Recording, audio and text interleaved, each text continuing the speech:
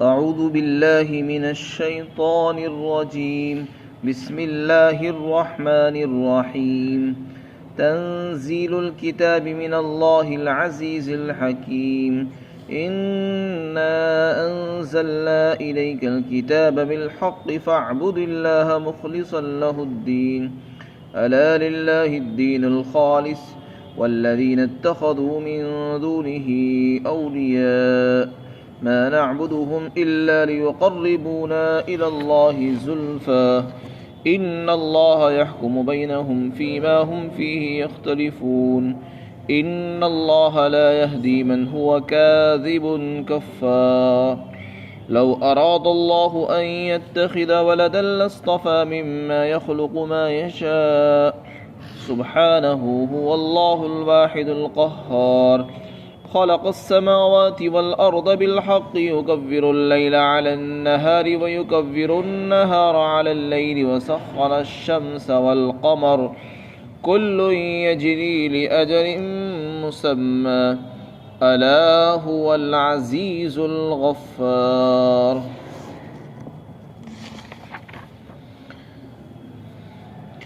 شروع کرتا ہوں اس اللہ کے نام سے جو بڑا مہربان اور نہایت رحم والا ہے۔ یہ کتاب اس اللہ کی طرف سے اتاری جا رہی ہے جو غلبے والا ہے اور بڑی حکمت کا مالک ہے۔ یقیناً ہم نے آپ کی طرف اس کتاب کو حق کے ساتھ اتارا ہے، لہذا اے پیغمبر آپ اللہ کی عبادت اس طرح کیجئے کہ بندگی اور عبادت خالص اللہ ہی کے لیے ہو۔ خبردار، خالص بندگی اللہ ہی کا حق ہے، اور جن لوگوں نے اللہ کے سوا دوسرے کارساز اور معبود بنا رکھے ہیں وہ یہ کہتے ہیں کہ ہم تو صرف ان کی عبادت اس لیے کرتے ہیں تاکہ وہ ہمیں اللہ کا بہت قریب کر دیں۔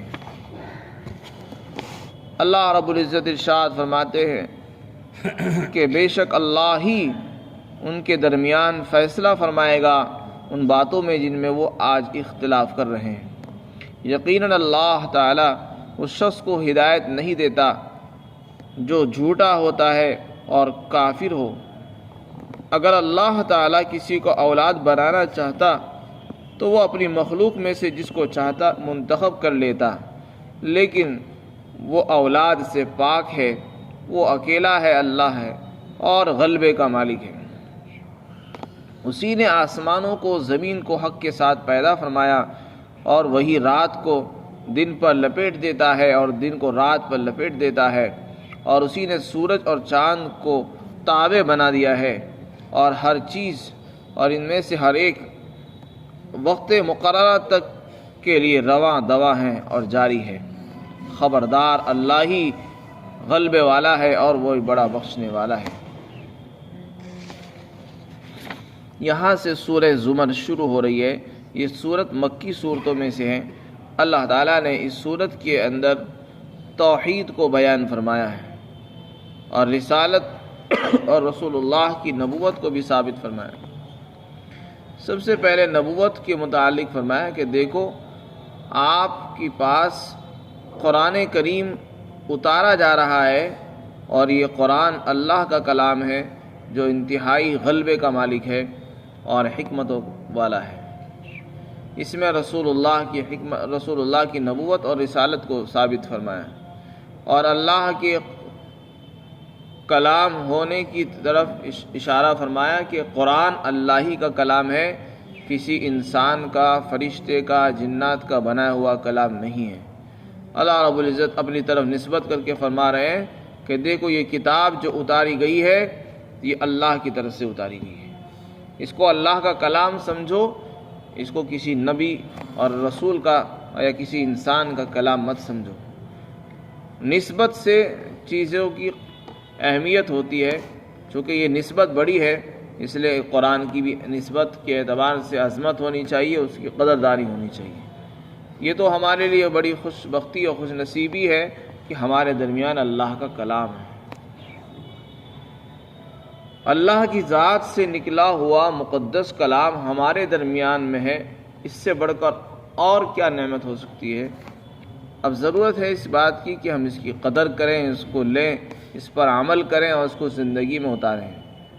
اتنا اونچا کلام ہونے کے باوجود بھی در در کی ٹھوکریں کھانا اور غیروں کے طریقوں پر چلنا اور لوگوں سے بھیک مانگنا اور زندگی گزارنے کے لیے غیروں سے سیکھنا، یہ ناقدری اور ناشکری ہے۔ اللہ نے جب ہمیں اپنا کلام بھی اتار دیا ہے، قانون عطا فرمایا ہے، تو یہ ہمارے لیے اللہ کی طرف سے بہت بڑا انعام ہے۔ اس کو ہم قدر کی نگاہوں سے دیکھیں، اس کو اپنی زندگی میں اتارنے کی کوشش کریں۔ آگے رسول اللہ کو خطاب فرمایا کہ ہم نے آپ کے پاس یہ قرآن جو اتارا ہے بالکل حق صحیح اتارا ہے، اس میں حرف کی بھی کمی اور زیادتی کی گنجائش نہیں۔ اللہ نے اس کی حفاظت کا وعدہ فرمایا ہے، بالکل صحیح ہے، بالکل ٹھیک حرف ہے، لہذا جو لوگ اس کے بارے میں شک کرتے ہیں وہ قرآن کا انکار کر رہے ہیں۔ جب اللہ خود کہہ رہا ہے کہ ہم نے اس کو صحیح اتارا ہے، تو اس کے بارے میں خام خواہ غلط بیانی اور شک اور شبہات میں مبتلا ہونا کہ نہیں قرآن یہ مکمل نہیں ہے، یا قرآن اتنا نہیں اتنا تھا، یا فلاں قرآن کے اندر کمی ہو گئی ہے، یہ سب اللہ کے اس بیان کے اور آیت کریمہ کے خلاف ہے، جس سے انسان کے ایمان کا خطرہ ہے۔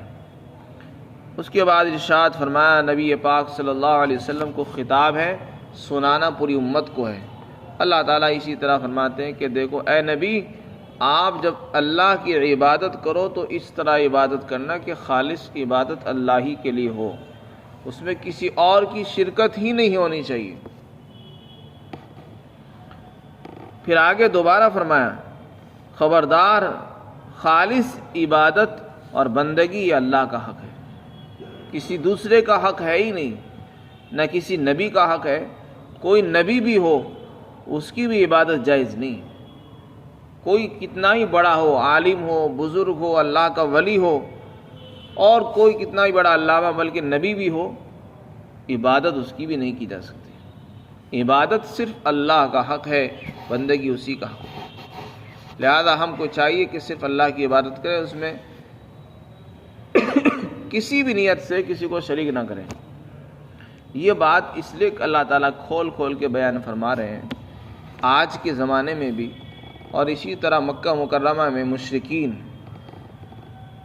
وہ اللہ کو تو مانتے تھے، اور آج کے جتنے بھی غیر مسلم ہیں اگر آپ ان سے پوچھیں گے تو وہ سب کہیں گے ہاں اللہ ایک ہے، سب کا مالک ایک ہے۔ جتنے بھی غیر مسلمین ہیں آپ ان سے ملیں گے سب کیا گئے کہ سب کا مالک ایک ہے۔ اس زمانے میں بھی کہتے تھے کہ ہاں اللہ ہی ایک ہے، لیکن انہوں نے کچھ دیوی اور دیوتائی بھی بنا رکھے تھے، کچھ معبود پتھروں کے بنا رکھے تھے، ان کو بھی اپنا خدا سمجھتے تھے اور ان کی عبادت کرتے، ان کے سامنے سجدہ کرتے، ان کی تعظیم کرتے، اکرام کرتے تھے۔ آج بھی آپ اپنے غیر مسلمین میں جاؤ گے، ان سے پوچھو گے کہ آپ لوگ ان مورتیوں کی پوجا کیوں کرتے ہو، کہیں گے نہیں، مالک تو ایک ہی ہے، اور ہم تو ان کی پوجا اس لیے کرتے ہیں کیونکہ یہ اللہ کے پہنچے ہوئے لوگ ہیں، اللہ کے قریب ہیں، اور یہ ہم کو اللہ کے قریب کر دیں گے اور اللہ کے ہماری سفارش کروائیں گے، ہمیں بخشوائیں گے، ہماری نجات دلوائیں گے۔ قبر والوں کے پاس چلے جاؤ، جو لوگ قبروں کی پوجا کرتے ہیں، قبروں کی عبادت کرتے ہیں، سجدہ کرتے ہیں، وہ بھی یہی کہتے ہیں کہ ہم اللہ کی عبادت کرتے ہیں، اور قبر والوں کو جو سجدہ کرتے ہیں وہ اس لیے کرتے ہیں کیونکہ یہ اللہ کے بزرگ ہیں، اللہ کے ولی ہیں، ہم ان کی تعظیم اس لیے کر رہے ہیں تاکہ یہ ہماری سفارش کروا دیں، ہم ان کی عبادت نہیں کرتے۔ یہی بہانہ اس زمانے کے مشرکین بھی کرتے تھے۔ تو یہ شیطان بہت مکار ہے، چال باز ہے۔ جب انسان کو اس نے گمراہ کرنے کا وعدہ کر رکھا ہے تو یہ طریقے سے گمراہ کرتا ہے۔ انسان شروع میں توحید پر تھا، اللہ کو ایک مانتا تھا، اب اس نے سوچا کہ اس کو کیسے وہاں سے ہٹایا جائے، تو اس نے لوگوں کو شرک پر لگایا۔ لوگوں نے اس پر اعتراض کیا، کہہ رہی ہے تو یہ شرک ہے، تو اس نے ان کو سمجھایا کہ نہیں، یہ شرک نہیں ہے، دیکھو اللہ توحید ہی اصل ہے۔ ان کو یہ کہتا ہے کہ توحید ہی اصل ہے، اللہ کی عبادت ہونی چاہیے، ان کی عبادت اس لیے کرو کہ یہ اللہ کے برگزیدہ بندے ہیں، تو یہ تمہاری سفارش کروا دیں گے۔ ان کی عبادت حقیقت میں اللہ ہی کی عبادت ہے، کوئی دو الگ الگ عبادتیں نہیں ہیں۔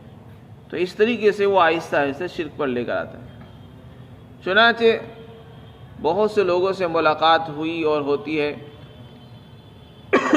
تو وہ کہتے ہیں کہ ہم قبروں پہ اس لیے جاتے ہیں کہ وہ ہماری سفارش کر دیں گے، اور لوگوں نے، شیطان نے شرک پر ان کو ڈالنے کے لیے دنیا کے بادشاہوں کی مثال پیش ان کے دلوں میں ڈال دی کہ دیکھو دنیا کا ایک بادشاہ ہوتا ہے، دنیا کا ایک بڑا حاکم ہو، پردھان منتری ہو یا کوئی بادشاہ ہو، اگر آپ ایک چھوٹا سا آدمی اس سے ملنا چاہے تو مل نہیں سکتا۔ پردھان منتری سے یا بادشاہ سے ملنے کے لیے پہلے چھوٹے لوگوں سے ملاقات کرنی پڑے گی، وہ ملوائیں گے، چھوٹے سے اوپر تک پہنچے گا آدمی۔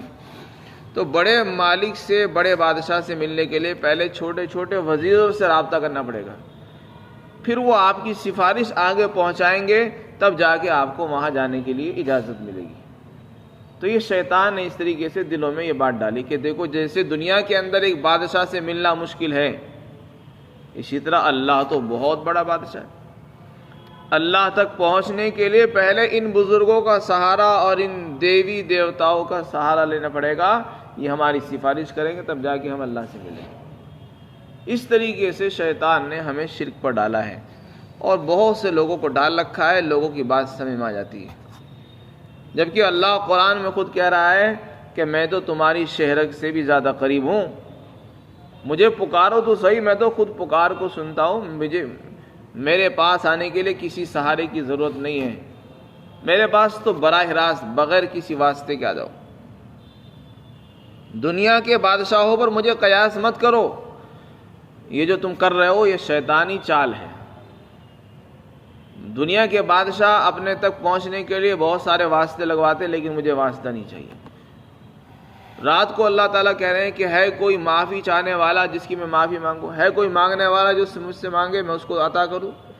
تو اللہ کی طرف سے تو روزانہ اعلان ہو رہا، وہاں کہیں نہیں کہا جا رہا کہ تم فلاں کی پیر کے پاس جانا، فلاں دیو کے پاس جانا، فلاں بت کے پاس جانا، پہلے وہ سفارش کرے گا تب جا کے میں تمہاری سنوں گا۔ اللہ نے کہیں نہیں کہا اس طرح۔ یہ سب شیطانی خیالات ہیں، شیطانی وسوسے ہیں جو شیطان ہمیں شرک پر ڈال رہا ہے۔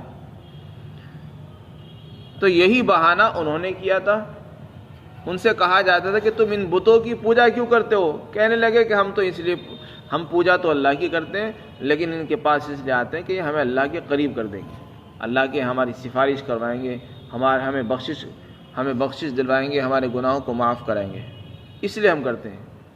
حالانکہ یہ سراسر شیطانی دھوکہ ہے۔ جب اللہ خود کہہ رہا ہے کہ میں قریب ہوں تو ہمیں تو اللہ کی عبادت کرنی چاہیے۔ اسی کو اللہ تعالیٰ فرماتے کہ دیکھو بندگی تو میرا حق ہے، اس میں چوں اور چرا کسی بھی نیت سے کسی کو شریک نہ کرو، چاہے قریب کرنے کی نیت ہو، چاہے نجات دلوانے کی ہو، یا سفارش کرنے کے لیے ہو، یہ سب شرک ہی ہے۔ شرک کی مختلف شکلیں ہیں، چاہے وہ کسی بھی نیت سے آپ کریں۔ اگر آپ کسی بت کی تعظیم کر رہے ہو تو وہ شرک ہے۔ اللہ تعالیٰ فرماتے عبادت تو اللہ کا حق ہے، جنہوں نے اللہ کے سوا دوسرے کارساز بنائے ہیں وہ کہتے ہیں کہ ہم تو اس لیے عبادت کرتے ہیں تاکہ یہ ہمیں قریب کر دیں اللہ کے۔ آگے اللہ رب العزت ارشاد فرماتے ہیں جو لوگ آج اختلاف میں پڑ گئے ہیں، توحید کو چھوڑ کر شرک میں مبتلا ہے، قیامت کے دن ان کے درمیان فیصلہ اللہ کرے گا، اور فیصلہ یہ ہوگا کہ جو لوگ مومن ہوں گے وہ جنت میں جائیں گے، اور جو کافر ہوں گے ان کے لیے جہنم کا فیصلہ ہوگا۔ پھر آگے فرمایا جو لوگ جھوٹے ہوتے ہیں، کافر ہوتے ہیں، اللہ ایسے لوگوں کو ہدایت نہیں عطا فرماتا۔ ہدایت کے معنی راستہ دکھانے کی بھی ہے، اور ہدایت کے معنی منزل تک پہنچانے کی بھی ہے۔ یہاں دوسرے معنی مراد ہے۔ راستہ دکھانے کے جو پہلے معنی ہے وہ تو اللہ تعالیٰ سبھی کو دکھاتا ہے۔ اللہ کے نبی جو آتے ہیں وہ راستہ دکھانے کے لیے ہی آتے ہیں۔ اللہ نے قرآن اتارا ہے، کتابیں بھیجی، یہ بھی راستہ دکھانے کے لیے۔ اللہ کے رسول اللہ کے نائبین اور علماء، داعی، دعوت دینے والے، یہ سب راستہ ہی دکھاتے ہیں، لیکن وہاں منزل تک پہنچانے کا کام صرف اللہ کا ہوتا ہے۔ یہ کام صرف اللہ تعالیٰ کرتا ہے، اور اللہ تعالیٰ فرماتے ہیں ہم ایسے لوگوں کو ہدایت نہیں دیتے جو خود ہی ضد پر اور عناد پر اتر آئیں، جھوٹے ہوں اور کافر ہوں۔ پھر آگے اللہ رب العزت نے جو لوگ اللہ کے لیے اولاد تجویز کرتے ہیں ان کی نفی فرمائی، تردید فرمائی ہے۔ دنیا میں کچھ لوگ ایسے بھی پائے جاتے ہیں جو خدا کے ساتھ شرک کرتے ہیں اور ان کا شرک کا انداز الگ ہے۔ وہ کہتے ہیں کہ خدا کی بھی اولاد ہے، جیسے ہمارے اولاد ہوتی ہے، کسی کے لڑکا ہوتا ہے، کسی کی لڑکی بیٹی ہوتی ہے، اسی طرح وہ کہتے ہیں خدا کی بھی اولاد ہے۔ چنانچہ مکہ کے مشرکین کہتے تھے کہ فرشتے خدا کی بیٹیاں، نعوذ باللہ۔ عیسائی کہتے تھے حضرت عیسیٰ خدا کے بیٹے، یہودی کہتے تھے حضرت عزیر علیہ السلام خدا کے بیٹے۔ تو اللہ تعالیٰ نے ان سب چیزوں کی تردید فرمائی اور یہ فرمایا کہ دیکھو، پہلی بات تو یہ ہے کہ اولاد کی ضرورت اس کو ہوتی ہے جو محتاج ہو، اور اولاد کی دعا اور تمنا انسان اس لیے کرتا ہے تاکہ بڑھاپے میں، مشکل وقت میں وہ اولاد ہمارا سہارا بنے یا ہمارے مرنے کے بعد ہمارا نام لے۔ جب اللہ تعالیٰ کو موت ہی نہیں آئے گی تو اس کو اولاد کی ضرورت کیا ہے؟ اور اللہ پر نہ بڑھاپا آئے گا تو اسے اولاد کی ضرورت کیا ہے؟ اللہ کو کسی کی مدد کی ضرورت نہیں ہے تو پھر اس کی اولاد کی کیا ضرورت ہے؟ اولاد کی ضرورت تو اس کو ہے جس کو بڑھاپا بھی آئے گا، موت آئے گی، جس کو بیماری بھی لاحق ہوگی۔ اللہ بیماری سے بھی پاک ہے، بڑھاپے سے بھی پاک ہے، موت سے بھی پاک ہے، کسی کی مدد کا محتاج نہیں۔ تو جو محتاج ہوتے ہیں ان کو ضرورت ہوتی ہے، تو بھلا اللہ کو کیا ضرورت ہے؟ تو جو لوگ یہ بات کہہ رہے ہیں یہ بہت بڑا جملہ ہے، ظلم ہے اور کفر ہے۔ آگے اللہ تعالیٰ فرماتے ہیں اگر اللہ تعالیٰ کو اولاد بنانی ہوتی تو وہ اپنی مخلوق میں سے جس کو چاہتا بنا لیتا، لیکن اللہ تعالیٰ کو ضرورت ہی نہیں، وہ تو ان سب چیزوں سے پاک ہے۔ اولاد ہونا یہ حقیقت میں اللہ کے لیے، اللہ کی شان کے خلاف ہے، اس کے لیے عیب ہے۔ کیونکہ اگر ہم یہ کہیں کہ اللہ کے لیے بھی اولاد ہے تو اس سے یہ بات لازم آئے گی شاید اللہ تعالیٰ کو ضرورت پیش آئی، مدد کی ضرورت پیش آ گئی، اور جس کو مدد کی ضرورت پیش آئے گی وہ تو محتاج ہوگا، وہ خدا نہیں بن سکتا ہے۔ خدا کی شان یہ ہے کہ وہ کسی کا محتاج ہی نہیں ہوتا، نہ اولاد کا محتاج ہو، نہ مال کا محتاج، نہ کسی کی سہارے کا محتاج، نہ موت کا محتاج، تو اس کو اولاد کی ضرورت کیا ہے؟ تو وہ تو پاک ہے ہر چیز سے، وہ اکیلا ہے اور غالب ہے، غلبے والا ہے۔ اس میں بتا دیا کہ جب اللہ اکیلا ہونے کے باوجود سب پر غالب ہے تو اسے ضرورت کیا ہے؟ بعض مرتبہ آدمی اکیلا ہوتا ہے لیکن مدد کی ضرورت پیش آتی ہے، دوسروں کے سہارے کی ضرورت پیش آتی ہے، فرمایا نا وہ تو اکیلا ہے اور غالب ہے، ہر ایک چیز پر غالب ہے۔ اس نے تو بڑی بڑی مخلوقات، آسمان، زمین، چاند، ستارے، سیارے، سمندر، پہاڑ بنا دیے ہیں، تو بھلا اس کو اب اولاد کی بھی ضرورت باقی رہ گئی؟ ان ساری چیزوں کو بنانے میں تو اس کو اولاد کی ضرورت پیش نہیں آئی، تو اب کون سی ایسی ضرورت ہے جس کے لیے اولاد کی ضرورت پیش آ رہی ہے؟ یہ سب شیطانی وسوسے ہیں، شیطانی دھوکہ ہے، شیطان کے کہنے پر لوگوں نے اللہ کے لیے اولاد تجویز کی ہے۔ جو لوگ ایسا کر رہے ہیں وہ شیطان کے متبعین، نقش قدم پر چلنے والے ہیں۔ فرمایا اللہ نے تو آسمان بنایا، زمین بنائی، سب کو ٹھیک ٹھیک بنایا۔ وہ جب چاہتا ہے رات کو دن پر لپیٹ دیتا ہے، دن کو رات پر لپیٹ دیتا ہے، کبھی دن آئے کبھی رات آ رہی ہے۔ اس نے سورج اور چاند جیسی بڑی بڑی مخلوقات کو تمہارے تابع کر رکھا ہے، اس کو کیا ضرورت ہے اولاد کی؟ فرمایا یہ ہر چیز اپنے اپنے وقت تک کے لیے جاری اور ساری ہے، ہر ایک اپنا اپنا کام کر رہی ہے، اور اللہ زبردست ہے، غفار ہے۔ لہذا ان لوگوں کو چاہیے کہ وہ توبہ کریں، اور موت سے پہلے اگر توبہ کریں گے تو اللہ بخشنے والا غفور رحیم ہے۔ اگر یہ توبہ کریں گے، شرک سے توبہ کریں گے اور ایمان لے آئیں گے، اللہ تعالیٰ ان کی توبہ قبول فرمائے گا اور معاف کر دے گا۔ اسی میں عافیت ہے، اسی میں خیر ہے۔ جو لوگ اللہ کے لیے اولاد تجویز کرتے ہیں وہ شرک کر رہے ہیں، حالانکہ اولاد اللہ تعالیٰ نسل سے بھی پاک ہے، اللہ تعالیٰ کی نسل نہیں ہے، نہ وہ کسی کی اولاد ہے نہ اس کی کوئی اولاد ہے۔ اللہ تعالیٰ ہم سب کو سمجھ بوجھ عطا فرمائے۔